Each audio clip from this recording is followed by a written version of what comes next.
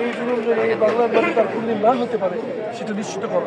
এই কথা আমি সংসদে বলবো, এই কথা আমি রাজপথে বলছি এবং এখন জনসাধারণকে নিয়ে এমনভাবে আইন প্রয়োগ করার চেষ্টা করবো যাতে এই ধরনের ফ্যাসিবাদী কার্যকলাপ এই বাংলার মাটিতে কোনোদিন না হয়। দ্বিতীয়ত হচ্ছে যারা সাথে জড়িত তাদের জন্য বিচার হয়। তৃতীয়ত যারা ভুক্তভোগী তাদের জন্য পুনর্বাসন হয়। এবং সর্বশেষ পরবর্তী প্রজন্মকে এই ব্যাপারে সচেতন করে তোলা, অধিকার হিসেবে সচেতন হিসেবে গড়ে তোলা, যাতে কোনো ধরনের অধিকার লঙ্ঘন হলে তারা সোচ্চার হয়ে করতে পারে, দাঁড়িয়ে প্রতিবাদ করতে পারে। সব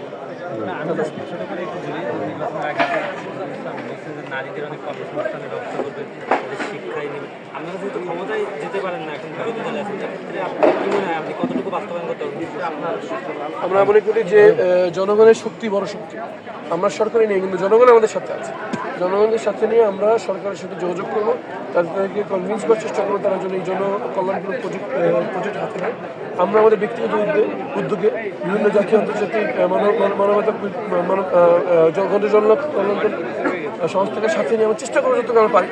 আর সরকারকে আমরা অ্যাডভাইস করবো, ছায়া মন্ত্রিসভা থেকে তাদেরকে আমরা নীতি সহায়তা দেবো।